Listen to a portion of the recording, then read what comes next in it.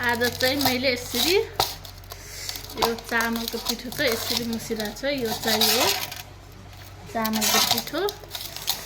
यसको चाहिँ मैले आज के बनाउन गइरहेको छु भनेपछि हजुरहरूले एकछिनमा थाहा पाउनु हुनेछ यसको मैले के बनाउन गइरहेको छु भनेर। मैले चाहिँ आज बनाउन गइरहेको छु के भन्छ पानी रोटी भन्छन् हैन, पानी रोटी बनाउन गइरहेको छु। आज मात्रै बनाउन गइरहेको छु। म चाहिँ बनाउन गइरहेको छु किलौटी हैन। चाहिँ पानी रोटी यसरी मोमो पकाउने भाँडामा यसरी पकाइरहेको छु। पानी रोटी एकदम मिठो हुन्छ है। फाइनली पानी रोटी चाहिँ पाकिसक्यो मैले चाहिँ यसरी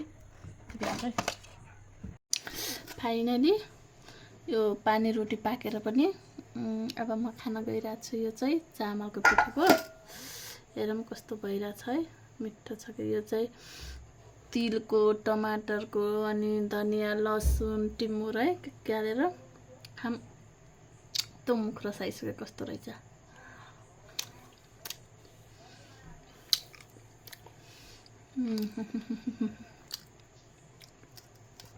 आहा यति मिठो भयो।